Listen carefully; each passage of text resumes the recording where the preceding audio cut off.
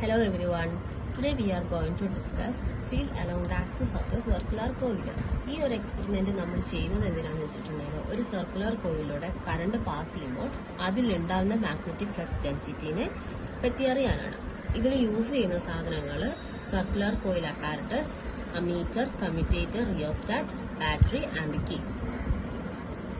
ഇതിൽ ബി എന്ന് പറയുന്നത് magnetic flux density of the axis of a circular കോയിലാണ്. ബി എച്ച് എന്ന് പറയുന്നത് earth horizontal flux density on the needle. B equal to B H tan theta. ഇത് tangent law ആണ്. B equal to mu naught N I A square by 2 into A square plus X square whole raise to 3/2. N എന്ന് പറയുന്നത് number of turns ആണ്. I എന്ന് പറയുന്നത് കോയിലിന്റെ current, കോയിലിലൂടെ pass ചെയ്യുന്ന current. A എന്ന് പറയുന്നത് radius of the coil, X distance of the point from the centre of the coil. ഇത് എന്തിനാ പറയുന്നതെന്ന് വെച്ചിട്ടുണ്ടെങ്കിൽ when X varies B also varies, when B varies tan theta also varies. ഇതിന്റെ connections എങ്ങനെയാന്ന് വെച്ചാൽ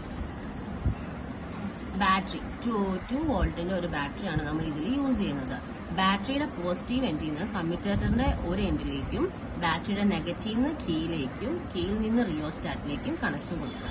റിയോസ്റ്റാറ്റിന്റെ negative നിന്ന് റിയോസ്റ്റാറ്റിന്റെ ഒരു പോയിന്റിൽ നിന്ന് അമീറ്ററിന്റെ നെഗറ്റീവിലേക്കും അമീറ്ററിന്റെ പോസിറ്റീവ് കമ്മ്യൂട്ടേറ്ററിന്റെ ഒരു എൻഡിലേക്കും കമ്മ്യൂട്ടേറ്ററിന്റെ ബാക്കി 2 എൻഡ്സിലും സർക്കുലർ കോയിലിലേക്കാണ് കണക്ഷൻ കൊടുക്കുന്നത്.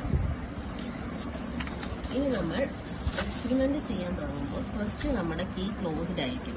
അപ്പോൾ 0 വെച്ച് നോക്കുമ്പോൾ ടാൻ തീറ്റ 1 2 കിട്ടും. അത് കഴിഞ്ഞ് കീസ് റിമൂവ് ചെയ്ത് കഴിഞ്ഞാൽ 3യും 4ഉം കിട്ടും.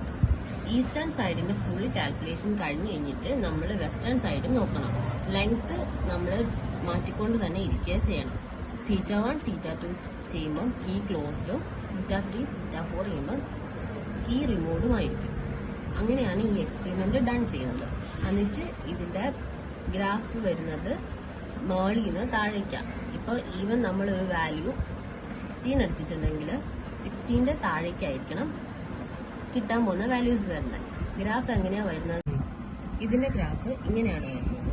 നമുക്ക് വാല്യൂസ് കിട്ടി, ലാസ്റ്റിലേക്ക് നമ്മുടെ ലെങ്ത് ഡിസ്റ്റൻസ് മാറുന്നതനുസരിച്ച് നമ്മുടെ വാല്യൂസ് കുറയുവാണ് ചെയ്യുന്നത്. ഡിസ്റ്റൻസ് കൂടുമ്പോൾ ഇതിൽ വാല്യൂസ് കുറഞ്ഞു വരും.